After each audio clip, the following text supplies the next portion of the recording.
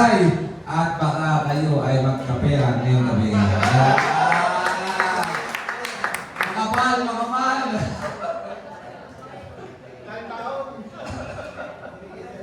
Ayan. Mahilig po yan na mamigay eh. Okay. Mga ladies and gentlemen, ano po, brothers and sisters, hindi ko na po magtatagalin ang magbibigay po ng talk ngayong gabi ito about business dealings. Ito, malaki ang business nito, kaya mamimigay. Kung kailangan nyo ng yero, pako, samento, ay hahanapin at represent na. Ibabahagi niya kung ano man yung tagumpay ng akamta niya, ibinabahagi yan. Okay, atin pong palapakan dito sa mga ang ating napakabait, napakasipag na konsihal ng Pati Garcia.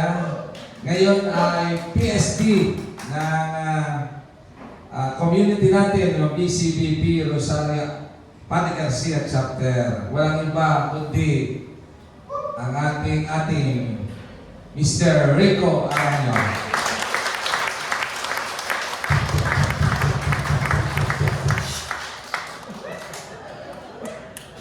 Aray, makapalihan. Thank you.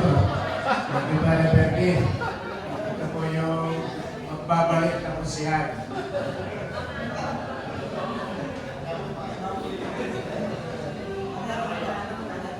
Nasa po natin.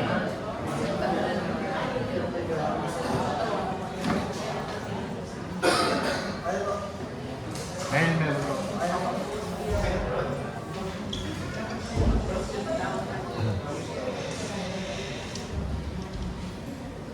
Okay, magandang gabi po sa ating lahat. Yung pong aming talk ni Brother Alan ay medyo siya po ay magpinsan. Siya po ay magkalapit. Yung po kanya ay businessman, marketing, Christian in the marketplace. Ang akin naman po ay guidelines on business dealing. Para po kayo ay may bird's eye view, bago ko ibigay sa inyo yung details ng to, para hindi na kayo masyadong malito mamaya. Ang talk po ito ay general rule, binabawalan po tayo dito sa ating community na magnegosyo, magbakas sa negosyo. Dahil ang iniiwasan po natin yung po pagkasuma ay pag nagka-problema ay parehong hindi na nadalo. Parehong nawawala. Ayaw lumapit ka isa, ayaw lumapit ka isa. Di pareho pong nawala. Kaya po yung pinagbabawal na tayo ay magbakas, magtayo ng korporasyon. At ipinagbabawal din po ang tayo ay maghihiraman ng pera. Lalo na po kung ang hihiram ay leader sa kanyang hawak. Eh siyempre po ay hindi makakatanggi yung hawak. Lagi magbibigay yung leader. Kaya yun po ang pinagbabawal. Okay, punta na po tayo sa ating guidelines for business dealings between members of the BCBP. Purpose of the talk.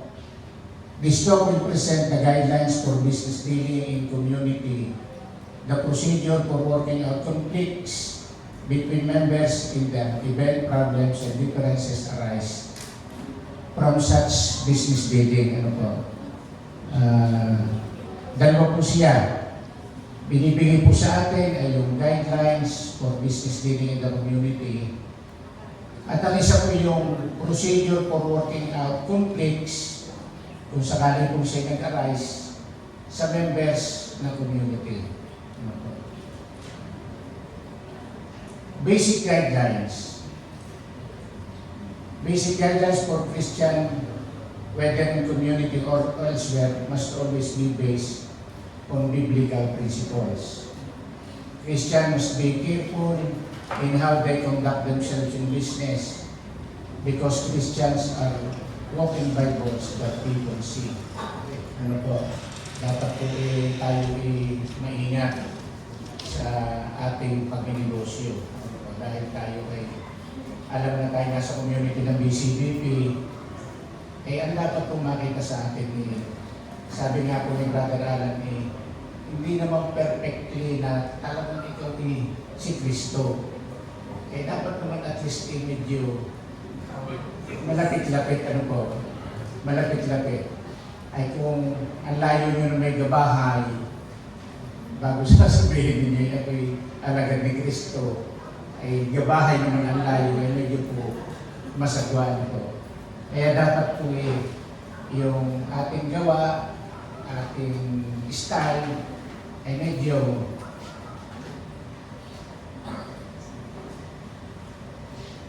okay, sige.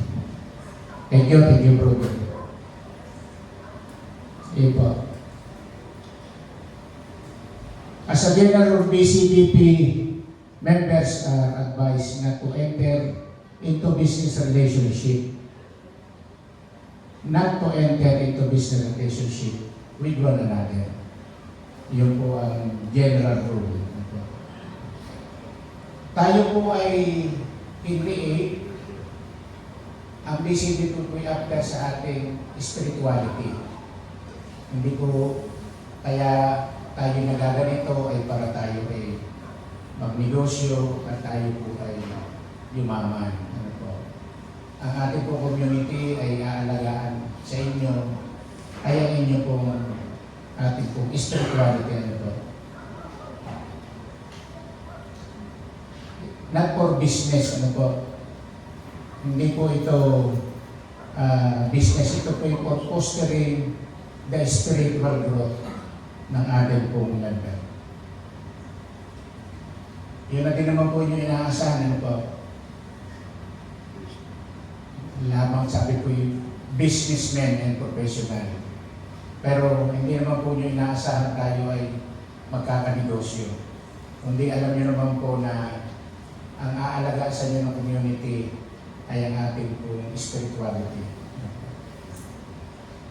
Biblical principles, commitment to serve and love one another, righteousness and proper stewardship.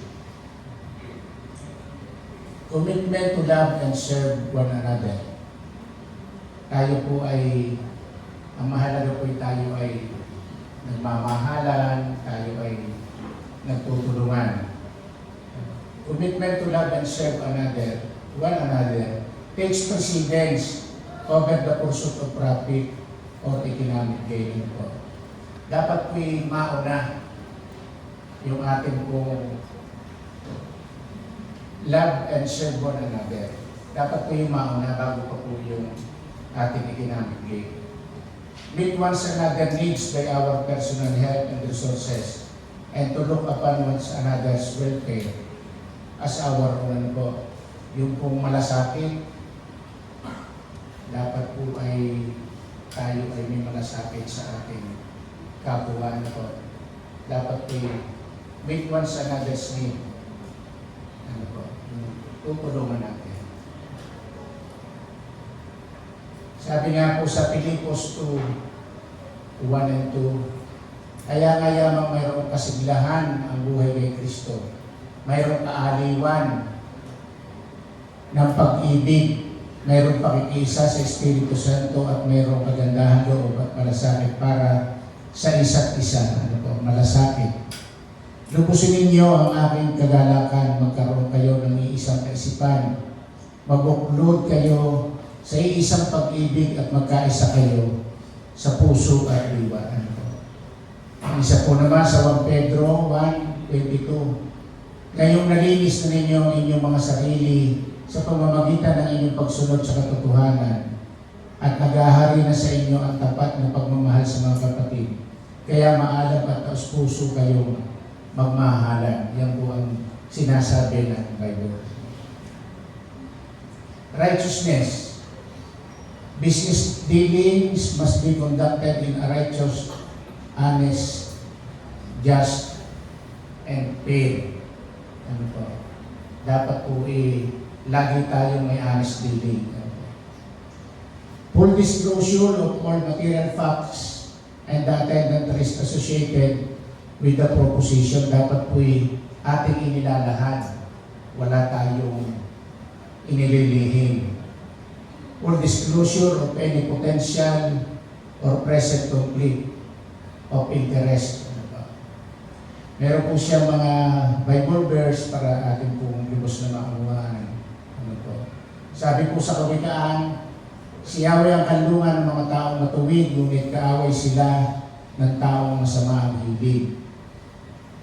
Malalantang tila dahon na nagtitiwala sa kanyang yaman, ngunit ang matuwid ay didinghawa tulad ng sariwang halaman. Ang mabuti iniingatan ng kanyang katuwiran, ngunit ang masamay ipapahamak ng ligong pamumuhay. Ang gahama sa salapi ay nauwi sa kabuluhan, ngunit ang tumatanggi sa suhol ay mabubuhay ng matagal. Kaya nga sabi ko sa inyo, yung first talk at itong second talk po ay magpinsan. Ang maliit na halaga, buhat sa mabuting paraan ay higit na mabuti sa yamang buhat sa kasamaan. Sa Roma po, tumulong kayo sa pangangailangan ng mga kapatid at patuloyin ninyo ang mga taga-ibang lugar. Mamuhay tayo sa liwanag at huwag gugulin ang panahon sa magulong pagsasaya, paglalasing, kahalayan at kalaswaan sa alitan at inggitan. At ang dapat ninyong isuot ang bagong pagkatao na nilikhang kalarawan ng Diyos at nahayag sa matuwid at banal na pamumuhay ayon sa katotohanan. Ito naman po sunod sa mga employer. Mga amo, maging mabait kayo sa inyong mga alipin at huwag silang pagbabantaan. Huwag ninyong kalilimutan na kayo'y parehong alipin sa isang Panginoon na nasa langit at pantay ang kanyang pagtingin sa inyo. Sa Efeso naman po, kaya't ako na isang bilanggo dahil sa Panginoon ay nakikiusap sa inyo na mamuhay kayo ng gaya ng rarapat sa tinawag ng Diyos. Okay. Submission of Periodics Report. Ako po ay, kung natatandaan niyo po yung gawa ng jeep po din sa lipa. Malaki po siyang gawa ng jeep. May nakakaalala po ng pangalan nun. Yung korporasyon sa lipa. Ang kanyang treasurer ay kasama ko po sa kabayan. Ayaw po niya ng submission. So po yung treasurer, lagi dinadayin sa akin, lagi daw siya hinihinga ng report. Sabi ko, bro, ang report ay hindi dapat hinihingi. Yun ay dapat lagi mong binibigyan. Treasurer ka, hindi ka magre-report. Lagi mong ibibigay. Yung obligasyon mo yung bilang treasurer, hindi na yung hinihingi. Di na bago po siya. Kaya gumanda ang kanyang paglilingkod bilang treasurer doon po sa kanyang kumpanya.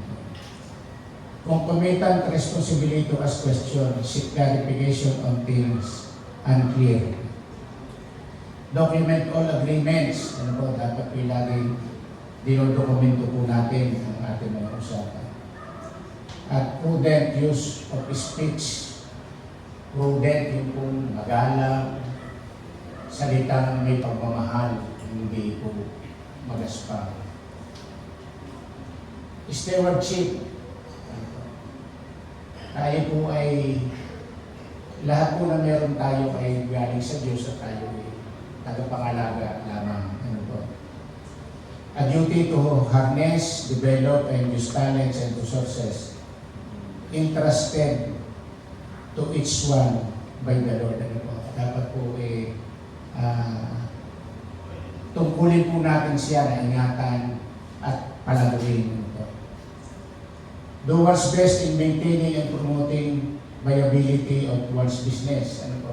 Lagi po natin sisikapin na mapanatili at mapalago ang ating mga negosyo. Exercise sound judgment and discretion. Kailangan po ay lagi tayo may talino sa ating pagdidesisyon. Promote the common good to serve others. Dapat po lagi iniisip natin na yung common good ng bawat isa, ng bawat parte. Sa kamagan po, ang sabi, ang kamay ng tamad ay tiyak na magdarahog, ngunit mabubunton ng yaman ang kamay ng masino. Ano man ang inyong ginagawa, gawin ninyo ng buong puso na parang sa Panginoon kayo naglilingkod at hindi sa mga tao. Alam ba ninyo kung sino ang pinaglilingkuran ng mga mahusay ng trabaho? Sila'y naglilingkod sa mga hari, hindi sa mga alipin. Okay. Ano daw po yung do and don'ts? Ano po? Always fully disclose the business proposition to an elder. Kung sakali po na hindi maiwasan na kayo ay bumenture sa pagninegosyo o bumenture po kayo sa borrowings, yung maghihiraman ano po. Lagi daw pong isasangguni ninyo sa, kung dito po ay di sa inyong DL, pag kayo pinag-remember, pwede sa inyong action group leader, ano po, lagi ninyong isasali, ano po. Seek the guidance of the elder before getting into business. Bago pa lamang, ay kayo magtatanong na. Hindi po yung pag kayo kaibin na, ay saka ninyo hihingin ng payo ng inyong leader pag medyo nagkakaproblema na hindi nyo naman kasali doon sa inyong original agreement, yun po walang kinalaman doon. Ano po, ang sabi ng mga taga-atin, inganga-pangapa. Inganga-pangapa. Ano po. Leaders must inhibit themselves from business dealing with members. Yun po yung sinabi ko sa inyo kanina. Document all agreements. Action must be guided by what has been documented. Ano po. Dapat i-honor niyo po yung content ng inyong pinagkasunduan. Ano po. Document all agreements. Ano po. And guided by what has been documented. Sabi po sa Hebreo 13:17, pasakot kayo at sumunod sa mga namamahala sa inyo. Sila may mga pananagutang mga laga sa inyo at mananagot sila sa Diyos o kuldiyan. Kung sila'y susundin ninyo, magagalak sila sa pagtupad ng kanilang tungkulin kung hindi sila mamimigati at hindi ito makakabuti sa inyo. Kaya po, tungkulin po natin ang sumunod sa leader. Kaya po sabi ng Bible ay inyong isasali ang ating po mga leader. 1 Pedro 5:1-3, sa matatandang namumuno sa inyo, nananawagan ako bilang isa ring matandang pinuno ng iglesia na tulad ninyo'y bilang saksi sa mga paghihirap ni Kristo at sapagkat makakabahagi ako sa karangalang malapit ng ihayag. Panangaan ninyo ang mga kawan ng Diyos at ipagkatiwala sa inyo. Gawin ninyo ito ng maluwag sa loob at hindi napipilitan lamang. Ano po? Yan po ang utos ng Diyos. The do and don'ts. Ano po?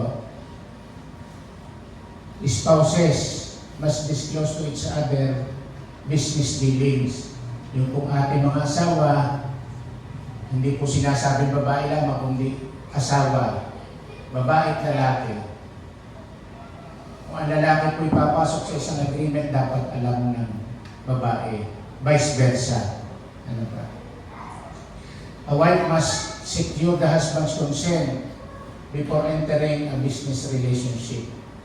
Ano po? Meron po ba ditong pumasok sa negosyo na hindi nagsabi sa asawa? Meron po ba? Kung meron, ay maganda po ba nagresulta? O negative pa nagresulta? Mainam naman at wala. Puro po kayo submissive. Ano po?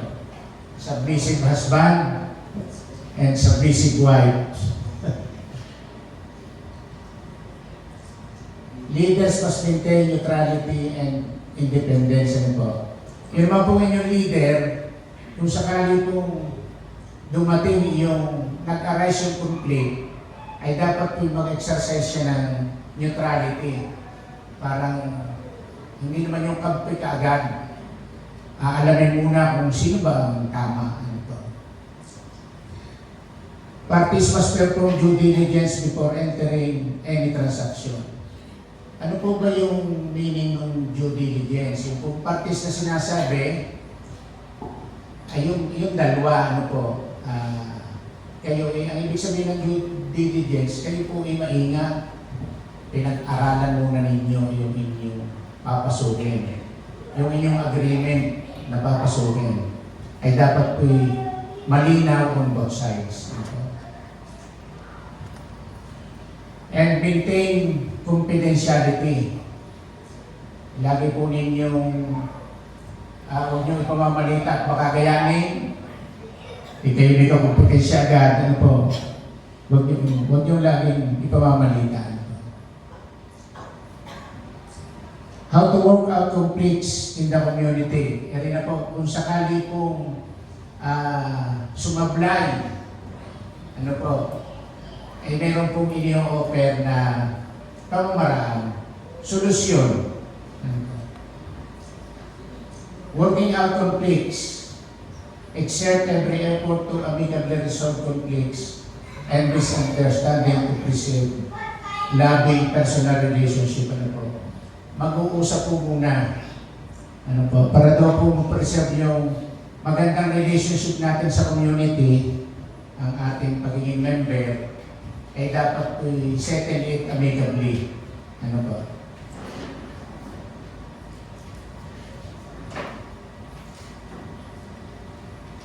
Elevate the problem to the proper authority in the community. Yun nga po mga leader. Ano po? Iaangat niyo po sa leader. Kunyari po dito DL. Pag kayo member na, ang tawag po doon sa inyong leader ay action group leader. Ang ating pong grupo ay yung pong inyong group, ang tawag po doon action group. Ano po? Hindi basta grupo. Kaya po ang tawag ay action group. A-action po ang grupo pagka may problema ang kamiyembro. Kaya po action group. Kaya lahat po ng ating, ang tinatawag po ng ibang community prayer meeting, ang ating pre-action group, lagi po yung may sharing. Pag sinabi po ng leader na, o pag-share natin ang ating mga triumphs, ang ating mga tagumpay, ay di ko sino po ang pinakamaganda ang tagumpay, ay kakantsa ba kayo? Mag-jollibee ka naman. Yun po maganda sa ating community. Ngayon, meron po sinabi ng leader, ang ating pag-usapan ay ang ating mga failures, problema. Pipiliin po ngayon doon yung mabigat ang problema. At a-action ang grupo. Kaya po, action group, action ang grupo, anong gagawin? Ay di sasabihin ang problema nung may pera ay wala din naman tayo lahat pera. Ay siya hindi ating ipagdadasal na naman. Yung po aksyon. Kung aksyon, kaya po ang tawag, pagka kayo po naging member, sasabihin, tayo yung mag-action group. Yung po word na action na mahalaga doon. A-action po ang grupo. Iaangat naman ninyo po yung problema sa unit head. Lahat po ng action group may unit head. Pag hindi pa po kaya, ay di kay chapter head po ang anak na ko. Ito po ang malaga. Last resort, di po ba sabi, the court is the last resort. Iwasan po natin. Huwag nang dumating doon. Kaya nga sinabing last. I-avoid po natin yung litigation. And at all times maintain confidentiality. Specific business relationship. Yan po. Corporate. Ano daw po yung specific? Corporate, partnership, joint ventures. Ano po? All possible conflicts must be avoided and the members concerned must fully disclose information. Ano po? Lagi po tayo po i-be honest.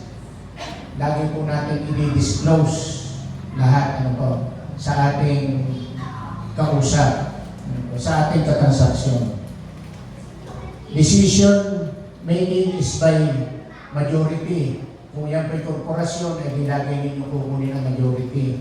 Ang majority po ay 50 plus 1. Lagi pong hati plus 1. In the case of dissenting member, a buyout should be considered and pursued by the majority.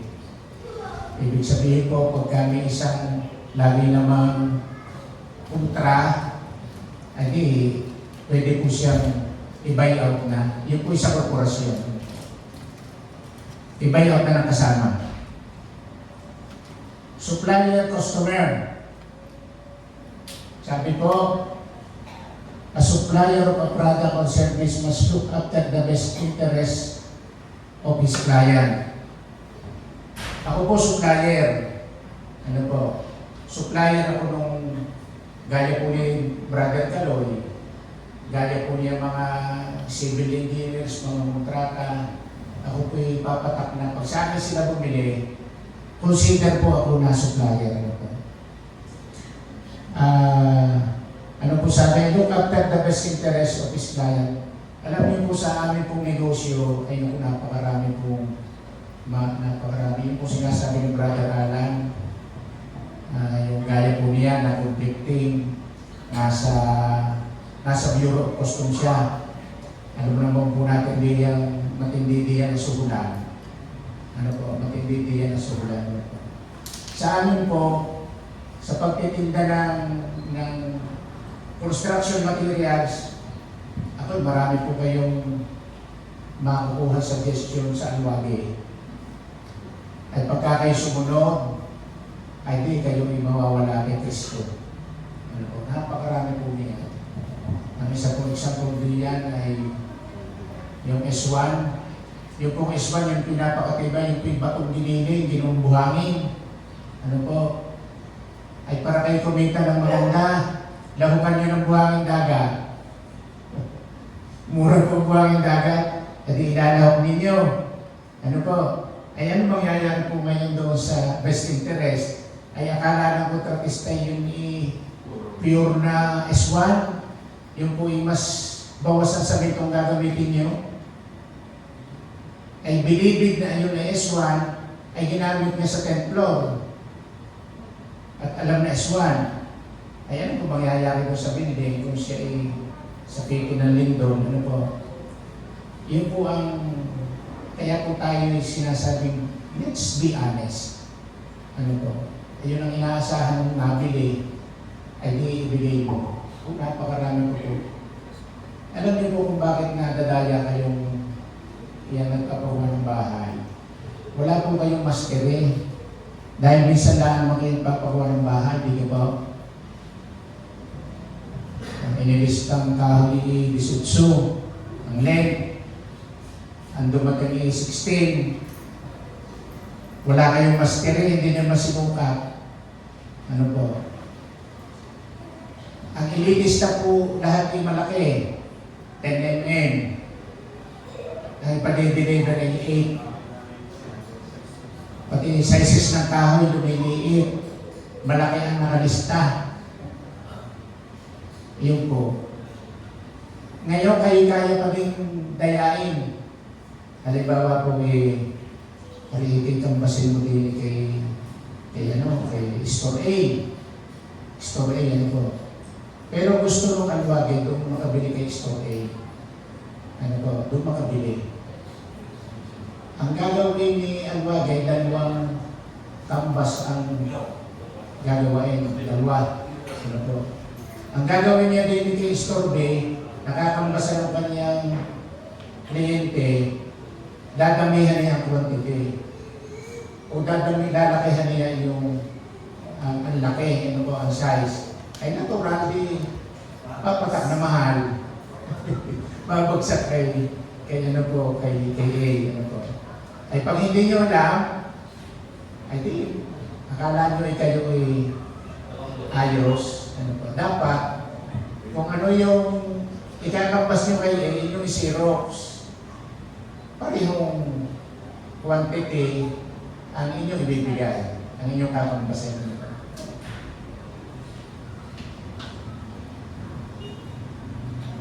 Discount to members must not result in loss to supplier. Ano po? Yung pong discount, dumiscount na ng dumiscount, ano po, ay hanggang sa napasara na yung negosyo. Sa kakibigay ng discount. Sabi po hindi, ako naman member mo Tayo ay magkasama sa community. Di humingi po na humingi ng discount.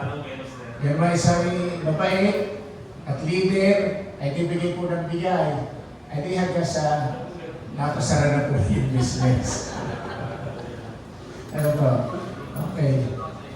A member must be prepared to procuring a product of service from PEGO member. Ano po? All things being equal. Ano po? Ang ibig po sabihin, na all things being equal, kunyari po tayo sa community, may isang mangungontrata. Ano po? Lahat ay parehas. Ini-encourage po tayo, doon na tayo sa ating kasama. Nagkambas kayo ng anumang bilihin ninyo na tayo ay may member na ganyan ang kanyang paninda. All things being equal, ay ini-encourage po na doon na tayo sa ating kamiyembro. Okay.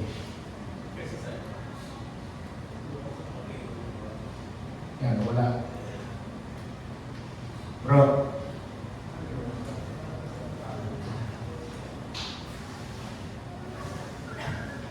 Ngayon din po sa ang sunod po rin employer-employee. Ano po? Employer-employee relationship. As an employer, preference should be given to hiring a member, subject of course of all requirements being met. Ano po? Tayo pong employer, kung marami po tayo dito na member, na ang kanya pong employer ay member din natin. Marami po diyan tayo. Ano po? Ang in-expect pa po diyan, ay di po, yung employee, kung ano yung talagang role mo, ay ibigay mo. Kung yung sadyang ginagawa ng mga empleyado, ay ibigay mo, hindi yung, ay yan may community ko. Ay kahit ako'y late, kahit ako'y mabagal ng performance, ay okay lang yung, ay hindi po gano'n ang sinasabi. Dapat po i-pay tayo. The employee member is expected to render the same level of performance niya po. Employer member is expected to deal with employees according to Christian principle. Yung naman pong employer, gano'n din po. Dapat kung ano po yung tawag po sa atin ni layi. Dito po sa atin sa Father LCA, ano bang layi? Ano po? Ano ba sinasabi ng batas? Di dapat may ganun po. Ano po? Hindi sabihin na liliitan ko sweldo niyan at kaya may kasama ko sa community.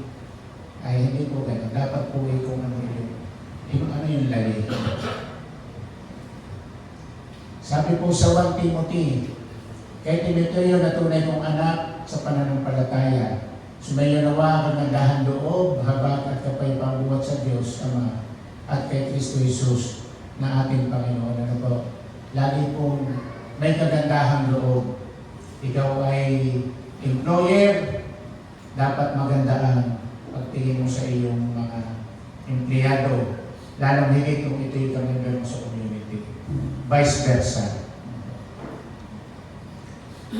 Borrower lender. Yan po. Avoid borrowing. Lending to one another in the community. Tayo po ay isang community.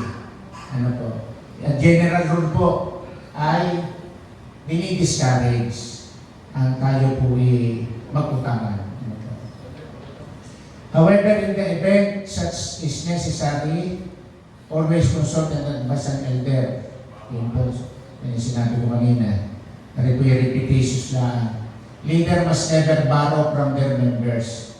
Lalo nga kung leader ay dinidiscourage na kayo ay manghiram sa inyong hawak at yung mga pityak na hindi makakatanggit may hiya sa inyo. Ano po? Document the loan. Ano po? Faithfully comply with the terms of the loan. Kung ano po yung content ng loan na napalagay doon, ay dapat po yung ating sinusunod. Ating nagko-comply po tayo. Sabi sa Romans, huwag kayong magkaroon ng sagutin kanino man, maliban na kayo'y magmahalan sa isa't isa sapagkat ang nagmamahal sa kapwa ay nakatutupad sa kautusan. Broker client. A broker member must always look after the best interest of his client member. Ano po ba yung broker? Yung pong ahente. Ang other name po sa broker ay ahente, taga-pamagitan. Ano po? Kaya sabi, broker member must always look after the best interest of his client. Ano po? Parang kayo nag-aahente ng sasakyan, nag-aahente ng lupa. Ano po? Fully disclose all material facts. Nadinig niyo na po ba yung ano? Isa po palang bibigyan ko sa inyo informasyon. Yan pong second hand, kung kayo po nagiging ahente ng sasakyan. Yan pong second hand, hindi po yan nakakapagbigay ng warranty. Yan pinasa batas. Na halimbawa po ako'y nag-ahente ng second hand, tapos wala pang isang buwan na nagka-problema sa sasakyan. Yung po'y normal, hindi po kayang iwaran ng ahente pagka second hand. Yung pong mga brand new, yun po'y talagang may warranty. Di po ba binibigay na normal na warranty ng kumpanya ay 3 years and 100 kilometers, whichever comes first. Kung alin po mauna, kahit hindi nyo ginamit, digits nyo pa natatakbo pero naka 3 years na, tapos na po ang warranty noon. Ano po? Alin man po ang unang dumating, kung kayo naka 100,000 na, tapos na ang warranty. Naka 3 taon na, tapos po ang warranty. Yun po ang pag-brand new. Pag second hand po, ay hindi nyo pwede kagalitan ang ahente na sira naman agad. Pero minsan naman po, yun namang appearance ng sasakyan ay alam naman ninyo, hindi natatagal. Ayun po, ay sabihin na ahente, ay malabo ka naman na yung ay kakarang-karang na tunog, dilapidated na ang body, ay mag-i-expect pa rin. Baka isang taon o makakadalawang taon, ano ba? Ang sunod po diyan, meron pong, may mga broker po na, ito po yung batas ha, kaya po ini-inform sa inyo. Minsan po may broker na halimbawa ay mga kanta,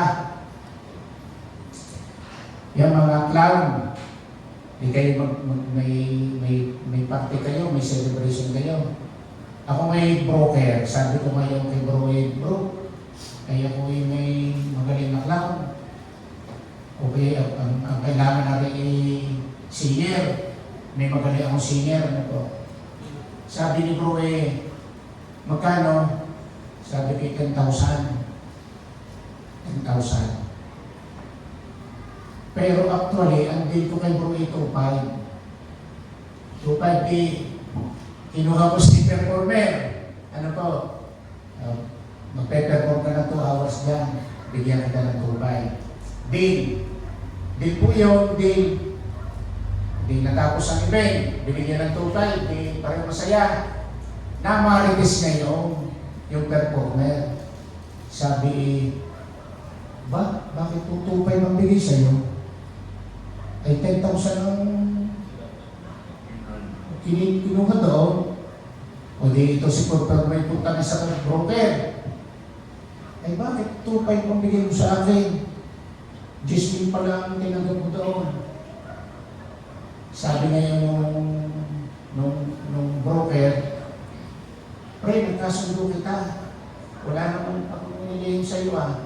Sinabi ko na kakanta ka doon, kung magpe-perform ka doon, 2 hours, bibigyan kita ng 2.5. Di po ba kalinaw? Kalinaw, din, yung pinasa Bible din sabi ni Lord, hindi makita dinaya. Alam niyo po po ang istorya ngayon, yung pinapanguha ng sokbasan. Nung alas 8, kumuha ang Panginoon ng magagawa, mamumuti. Nung alas 12, kumuha uli. Nung alas 3, kumuha uli. Nung mag-aalas 5 na, kumuha uli. Yan, ngayon nung binabayaran ng Diyos, yung kinuha ng alas 4, binigyan ng 1 denaryo. Yung alas 3, binigyan din 1 denaryo. Inasahan mo ngayong kinuha ng umaga na mas malaki ang ibigay sa kanya. Ay 1 denaryo din, ay nagreklamo, Lord, bakit ako yung hapon ng nag-umpisa 1 denaryo ang binigay mo bago ako ganun din. Ay sabi ng Diyos, hindi naman kita dinaya. Hindi naman kita dinaya. Nagkasundo tayo. Hindi naman kung dito, kasundo din ni kalinaw, kasundo na nagbibigay sa 2.5. Kaya yung problema mo, bakit sinisilip mo yung dismay na usapan namin ay hindi naman kita dinaya. Ano to? Ari po, sino po sa inyo na pabor doon sa talent na sabi dapat higit sa 2.5 ang bigay mo sa akin, 10,000 pa lang ang tinanggap ko doon Sino po ang sabi sa inyo yung tama? Sino po ang taas po ang kamay? At sino naman po ang sasabihin ninyo tama yung broker? Sabi, hindi kita dinaya. Nagkasundo tayo Ano po? Ay wala, pareho naman kayo dito. Ano po? Pareho ngayon kayo dito. Ano po? Tama po yung Ariboy noon ni kung hindi mo batas, alam mo batas ako nalilito.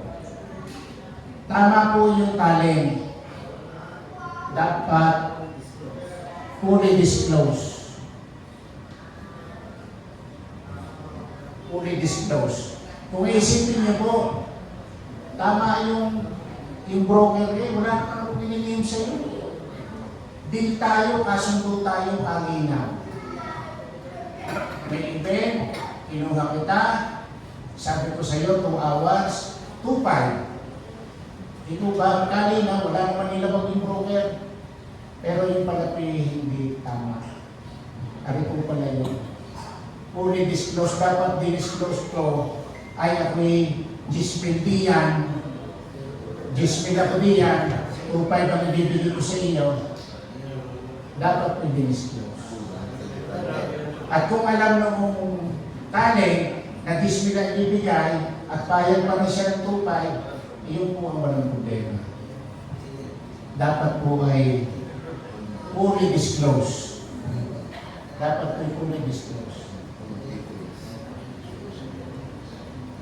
Nakukuha niyo ba ba? Kaya po sabi, noong mga unang panahon, sabi po, ang mga tao na hirapan sumunod sa batas ng Diyos. Sabi kaya kami nalalabag, alsin ang batas. Ano po? Kung titignan ninyo ano po tama yung broker at mali yung talent. Pero ano po, hindi po tayo nakayapos. Holy disciples. All parties must realize that the broker does not warrant anything. Good stewardship must be exercised at all times. So kung mabuting pamamahala ay dapat lagi natin ginagawa. Summary, each member must do his best to safeguard the interest of a fellow member, especially in the manner of helping the other grow in maturity and responsibility. Sabi nga po ni Brother Alan, tayo po ay magtutulungan, tayo ay gagamitin, sabi po, especially in the manner of helping and other grow in maturity. Kayo po dinadala namin sa Diyos, pag kayo nadala namin sa Diyos, obligasyon nyo naman ng inyong pamilya, ang inyong mga kasama, ang inyong mga kabarkada, ay ganoon din po. Kayo naman po ang magdadala sa kanila. We all have to conduct ourselves in total fairness, faithfulness, honesty, loyalty in our business dealings. Lagi po dapat itapat. Dapat. Yun po ang Tagalog ng be honest. Dapat yun po ang ating advocacy na pag tayo nasa community ito ay yun po ang inaasahan sa atin ng tao. Tayo ay tapat. We have a duty to harness all our talents, resources to grow our business that way. May be used to help others and bring glory to God. Similar po dun sa sinasabi ni Brother Alan na everything we do must glorify the Lord. Lahat po ng ating ginagawa ay dapat kapuri-puri para sa Diyos. At kung sinasabing tayo alagad ni Kristo ay masalamin, mamirror, sabi ko mamiro, masalamin sa atin na tayo ay alagad ni Kristo. In closing, sabi po sa Galatians 6:10, so then while we have the opportunity, let us do good to all, but especially to those who belong to the family of faith. Sabi po, let us do good to all. Kung tayo po ay may opportunity, let us do good to all. Kanino po? Sa lahat, pero especially to the family of faith. Sino po yung family of faith? Tayo po na nasa community. Kaya sabi nga po, all things being equal, naghahanap na magtatrabaho, meron sa community, yun ang kukunin mo. Kayo may kailangan produkto, may mga caterer na member ng community, kayo may okasyon, all things being equal, ay di, taga-community po muna. Magandang gabi po at salamat po sa